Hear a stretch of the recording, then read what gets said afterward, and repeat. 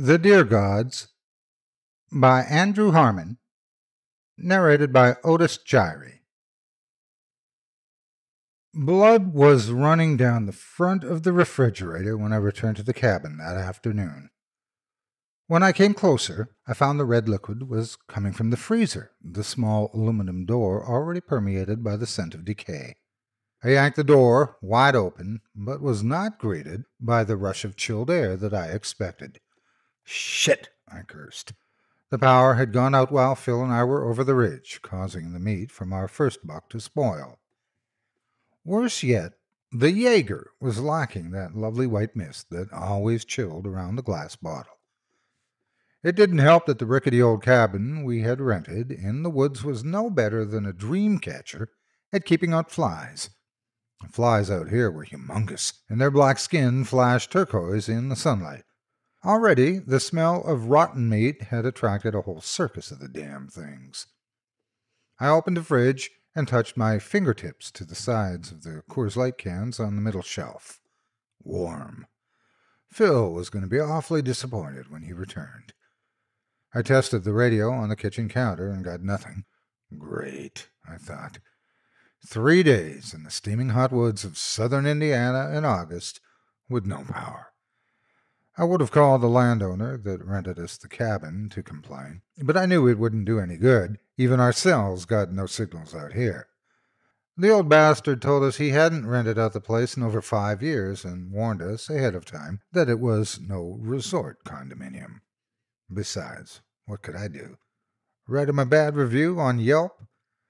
It was just an old fart that was letting a friend of a friend of a friend stay in a run-down shack on their hunting trip. I cracked open the tab on a warm Coors Light and sat on the dusty old couch. Kicking up my feet on the table, I took in the charming terror of the decor. Cobwebs galore, animal heads that had been mounted on the walls by the hand of a clearly amateur taxidermist. The windows were caked with dust and speckled in black splotches. Somewhere in the tiny cabin, there was a slow but steady leak that could be heard in every room, though our attempts at uncovering the source turned up nothing. For some reason, someone had decided to display a large yellowed bone across the mantel. It must have been 1.5 feet long, but for the life of me, I couldn't figure out what animal it could have come from. I checked my watch, 6:30 in the evening. The sun would be setting in an hour or two, but when I split the inseam of my pants earlier and decided to call it a day, Phil resolved to stay out and try his luck. We had each bought a tag, and I had bagged an 8-pointer the very first morning, so we still had one open. Phil was determined to get his kill, and he was determined to do it with his new redhead compound bow. He spent the whole 3-hour ride out here bragging about the damn thing. This isn't the 1800s, so I'll stick with my rifle. I couldn't cook on the electric range since we were currently without power, and it's far too hot to start up the old wood-burning stove that lay dormant in the corner of the kitchenette. I shrugged and grabbed a bag of chips and crunched down the salty crisps with a couple more hot beers. Time passed slowly, but eventually the night settled outside and the dirty old shack started to cool down. I opened the windows, and the shack was flooded with the sound of bug calls. I checked the time again. 8:45, and Phil was still out there. I stepped onto the porch and leaned against one of the columns, staring out into the complete black of the woods. An owl hooted in the trees. I took another sip from my Coors, then chucked the can off into the woods. That fucker's probably got himself lost, I said to myself. When the can bounced into the bushes, something in the bush rustled and retreated away from the spot. Probably just an animal, but I called out Phil's name in case he was stumbling around in circles just outside of the cabin. When I shouted, the movement abruptly stopped. Raccoons, I thought. They were crafty little things, but we had ensured that all of our food was sealed up tight. I went back inside and returned to the couch, set to kick my feet up and wait. Half an hour must have passed when I heard the warped boards of the porch creak. I sat up, expecting Phil to come galumphing in with his stupid bow hung over his shoulder in defeat. But no one came in. I walked over to the door and peeked through the small rectangular windows on either side of the doorframe. Nothing but darkness outside. Animals fucking with me, I groaned. It was admittedly a tad creepy, just hanging out in a cabin by yourself in the middle of nowhere. This was compounded by the flickering firelight of the many candles I had lit around the living room, since there was still no power to the lamps. I turned to head for the kitchen and continue my lukewarm bender when I spotted something staring into the open window across the room. It was the head of a deer. Its beady eyes staring blankly into the room while its rack of antlers swayed from side to side. The deer was completely silent and not looking at me, so I wondered if it was even aware of my presence. My rifle was leaning against the corner where I had left it when I first got back to the cabin, and I thought I might try to creep over and grab it. Imagine Phil's face when I told him that I got a second kill when a dumbass deer just wandered up to me to be shot. My feet shuffled toward the weapon. But the moment I took my eyes off the deer's dull stare, it vanished. I rushed over to the window and stuck my head out. About 10 yards off, the buck's head was protruding from the top of a blackberry bush, still staring blankly at the cabin. "The hell's up with this deer?" I muttered. But I soon left the window and returned to the kitchen to start in on the Jaeger.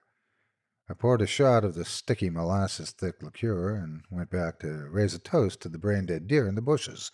However, he had moved on while I was at the freezer. I shrugged and swallowed down the shot. Not 5 more minutes had passed when I heard a crash in Phil's bedroom. I went to investigate, grabbing a candle from a nearby table. Phil's room was pitch black before I thrust the flame of the candle ahead of me. The window was wide open, and the curtain blowing in the night breeze, but I had opened it myself earlier. I bent down next to the window and found a clump of brown fur that had snagged in the splintered window frame. "That damn deer," I laughed to myself. "It is determined to come here and get blasted." When I turned to leave the room, I stepped on something hard and crunchy. Looking down at what I had trampled, I found Phil's handheld GPS with a splintered screen. The screen was my doing. And we had left the GPS here at the cabin since we brought mine out and assumed we'd be fine with just one. But how did it end up on the floor? And how did the power turn on? I asked as I picked it up and increased the pale green brightness of the screen. There were no locations marked, so I just shut the handheld down and set it back on the foot of the bed. I wondered how the hell a deer managed to turn on an electronic device with such small buttons. One by one, I shut all of the windows in the cabin and made sure they were locked. All this quiet was starting to creep in on me, and my head was filled with eerie what-ifs and beyond worst-case scenarios. I grabbed my rifle and thrust down my feet into my boots. Phil was still nowhere to be found, and according to my phone, it was very quickly approaching midnight. I noted that the battery was only at 10%, but with no signal out here in the hills, it didn't matter much anyway. I put on my headlamp and grabbed an extra flashlight and my rifle and started back off into the woods toward where Phil and I had set up our tree stands. That idiot was probably lost out here or fell asleep in his stand or something, so I had to go find him. It was about 2 miles from the cabin where we had set up. Hiking at night entails a laundry list of problems that you don't have to worry about in the light of day. Roots trip you, you could plummet into any ravine that you happened to cross, and the maze of trees was even more unnavigable than it was during the day. I had the foresight to bring along Phil's GPS, but it was hard to distinguish the topographic lines through the spider-webbing cracks in the screen. The red cone of my headlamp swept back and forth ahead of me, and I didn't want to lose my night vision by turning on my flashlight. Whatever creepiness I felt in the cabin was amplified 100-fold out in the open woods.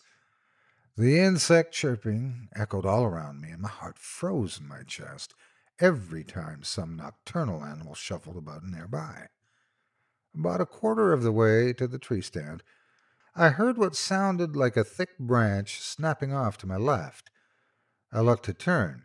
The dim red light of my headlamp caught the antlers of a big stag wandering through a patch of tangled bramble. What the hell? I thought. Uncle Deer should be bedding down by this time of night. Another rustling sounded, startled me. It must have been no more than 20 feet behind me. I turned just in time to catch another deer's beady eyes shimmer in the red light before disappearing into the underbrush. My grip tightened on my Remington 700. No way in hell was I going to come out here and get jumped by a herd of insomniac deer, but I had to continue on. Unfortunately, my presence captivated the attention of the herd. Every 100 feet or so, I heard branches snapping or waxy leaves hissing across one another as another buck meandered along nearby. I counted half a dozen times that I would spot some curious stag, lift its head out of the cover of bushes to watch me, only to sink back out of sight. A mile and a half later, I began to hear them chatter, but they sounded nothing like the usual grunts and bellows of whitetails. The sounds they made almost frightened me of words, though this communication was orchestrated through a series of barks and clicks and moans. When one would chatter on my left, others would respond ahead of me or at my flank. What the hell was going on with these deer? The nearer I drew to the clearing where Phil and I had set up our stands, the more the forest began to sound like some guttural, animalistic call-and-response congregation. Halfway through the hike, I noticed a taller buck with 12-pronged antlers that had now taken the de facto role of the initiator. It called out a series of groans and barks, and the rest of the congregation would repeat back to them. I knew I was nearing where I had last seen Phil, so I called out his name into the trees. I got no response from my friend, but it seemed to frenzy the chatter of the deer. There must have been 15 or more of them at this point, judging by the replies that sprouted up around me in the dark woods. The sounds arose from the slopes of the tall ridges that rose up in the rolling hills of the Hoosier wilderness. I swore I heard one of the deer call out from the top of a nearby walnut tree, but it was silly to think that a deer had learned to climb. When I did look up into the canopy, however, I managed to find the tree stand where I had left Phil. It was empty. I slung my rifle over my shoulder and began to climb the metal rungs that Phil drove into the trunk of the tree. When I reached the small plastic and metal folding stand, the red light of my headlamp revealed that a pool of blood had settled in the bowl of the seat. I turned on my flashlight and traced the white beam down the trunk of the tree, where blood was smeared across the bark.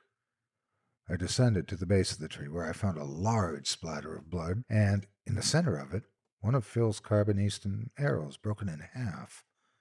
The black shaft was smeared in red ooze. Had Phil injured himself with his own equipment? If so, he must be desperately crawling around in the dark, searching for the cabin as he loses blood. I swept the beam of my flashlight across the forest floor, keeping an eye out for the telltale glint of blood shining in the white light. I found the trail headed west, away from the cabin. I consulted the handheld GPS. To the west was a tall, long ridge that rose up 100 feet and at a pretty steep incline. So why, I asked myself, would an injured man head toward the biggest obstacle in sight? I guessed that Phil had his phone on him and had headed to higher ground to try picking up a signal. Maybe he had called for help and was already bedded down in some small-town clinic, but maybe he was still lying up there, off the network. I checked my own cell to see if I was in range. Not only was the signal as dead as a rock, my juiceless battery made my phone's usefulness about as much as said rock. And to make matters worse, the cracks in the screen of the GPS had gotten so bad that the screen was becoming nothing more than a fuzzy green glow. Despite the failures of technology, I could still manage a search on my own. With the ray of the flashlight bouncing around ahead of me, I followed the trail of blood toward the west. The ridge was steeper than I had gathered from the topographic lines, At times, I found myself clawing my way up the loose soil of the slopes on all fours. The deer that had been pursuing me seemed to have no issue with the terrain, though, as their calls had grown louder, more frequent, and revolved around me in every direction. I spotted their long faces floating through the dark. Sets of beady eyes flashed in the passing illumination of my flashlight. I crested the ridge, and the indiscernible grunts and barks of the herd became refined into a hushed conversation, as if they were gathered in a sitting room discussing the weather over tea. I shouted Phil's name down in the next valley. The deer emulated me, raising a guttural mimicry of the name in unison. I shivered despite the humidity of the summer air. I called louder, as did the deer. Needless to say, I was freaking the fuck out. I was near hysterics when I began to shout and curse and scream at whatever whitetail groaned next. One buck bleated not 15 feet from me, and so I turned towards the sound and charged towards the bushes like a madman. When I burst through the undergrowth, I found the bushes empty apart from a torn pair of pants hanging on a low branch. They were camouflage print and darkened by a bloodstain. I held the pants in front of me, staring in disbelief. These were Phil's pants. Well, I wasn't sure they were, but who else could they be? 10 feet ahead, I spotted the emotionless face of a deer facing me. Its eyes reflected the red light of my headlamp, but they seemed dead. You can tell the stare of a dead man's eyes from that of the living, and this was no different. The skin and fur of the buck's head was loose. Icy tendrils of fear took root in my every muscle, and adrenaline had flooded my system so thoroughly that my shaking hands could no longer hold the flashlight. It dropped to the forest floor and sprayed its silver light like a drive-in movie projector under the trees. Those faces, 9, maybe 10 of them, peering back at me in the cone of light. Their dead eyes locked on me. Their antlers rattled against the branches and leaves as they began to hoot and bark in feverish discord. My stiff legs suddenly unlocked, and I darted off down into the valley. After only a few steps, I lost my footing and began to somersault down the slope. My body bounced off of tree trunks and logs. I hit a rock hard, and my body tumbled like a rag doll. Eventually, I landed with a thud on the dirt and slid down the rest of the way on my back. I heard the metallic clang of my rifle as it bounced off a rock and dropped off somewhere into a dry ravine. When I finally came to a stop at the bottom of the hill, my ribcage burned with pain and my shoulders ached. I was conscious long enough to grasp at the back of my head where a warm wetness had matted my hair. I woke again upside down and with a pounding headache. My thighs burned, my shoulders were too shaky to lift my arms, which dangled down towards the ground.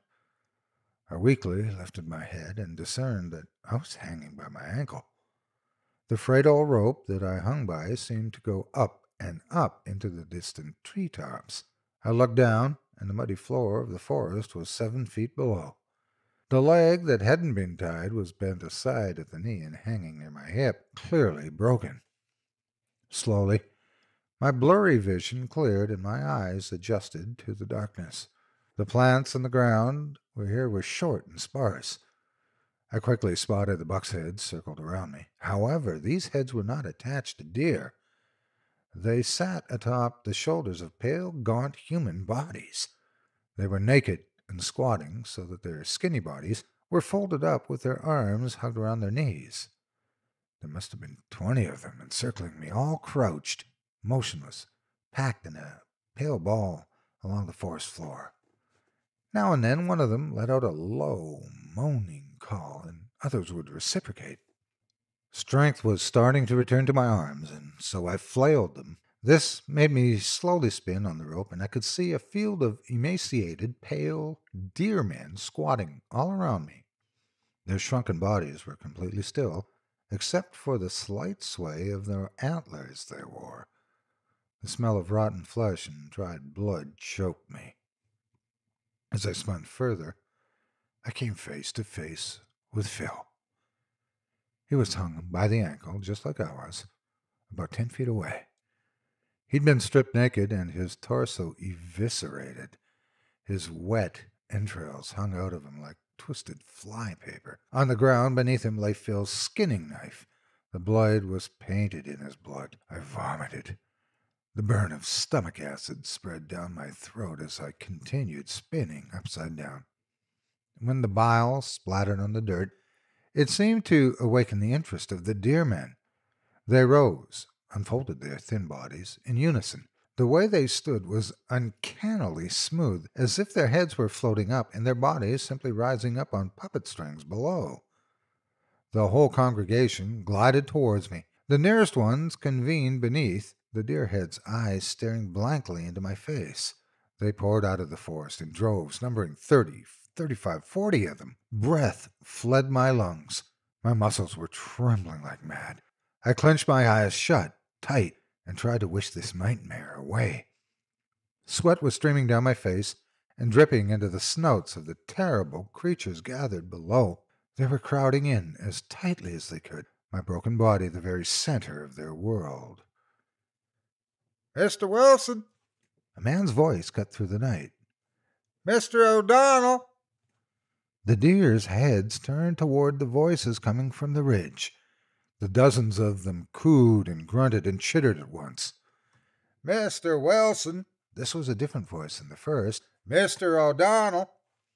The call was followed by the crack of a gunshot that echoed down in the valley. Whoever was up there was calling to me, firing into the air for my attention. They were looking for me, for Phil. "Help!" I screamed into the air, my lungs seared like hell from the effort. "Over here! Help!" I heard something over there, one of the distant voices called. "Mr. Wilson? Hey!" I cried with every mote of air in my chest. The deer men mewled in anger. They stamped their feet on the wet mud, still staring up at the ridge. But someone in the search party fired their rifle into the air again, and the clap of gunpowder reverberated in the hills. The deer men scrambled below and retreated from the clearing in every direction, snorting and howling as they vanished. "Mr. Wilson! Mr. O'Donnell!" The voices called again, much closer now. "Mr. Wilson!" I tried to yell again, but I was winded. My head was throbbing. I could feel the warm blood still dripping off the back of my head. The night air grew inexplicably cold, and my world darkened. I awoke in a small hospital in Jasper, Indiana. My whole body ached, and I was beyond exhausted. The nurse recounted to me what had happened while I was unconscious. Gerald Thorpe, the landowner who had rented us the cabin, had received a call from Phil around 11 that night. Phil was frantic and delirious and begging for help, but the signal was so poor that Mr. Thorpe could only make out the fear in Phil's voice, laced in the heavy static that crackled in the speaker. Mr. Thorpe tried to call us both several times, but there was no signal to reach, so he drove out to the cabin from his farm an hour away and found it empty, the inside completely wrecked. By some miracle, he and his sons had tracked my path through the woods and came across the grisly scene in the valley. The police were combing the woods for Phil's killers. The FBI was getting involved. The nurse informed me that a special detective would be visiting soon to take down my story. When the nurse went on to her next patient, I shut the television off and stared out the large window of my hospital room. The sun glowed a bright gold, and the sky was cloudless. The world was carrying on as if the terror of the previous night had never happened. A detective was on his way, but what could I tell him? How could I tell him about the shrunken, pale man with deer's heads and not sound insane? How could I convince a detective that I had been tracked for 3 miles through the dark forest by deer men? How could I ever tell the truth about what killed Phil Wilson in those woods?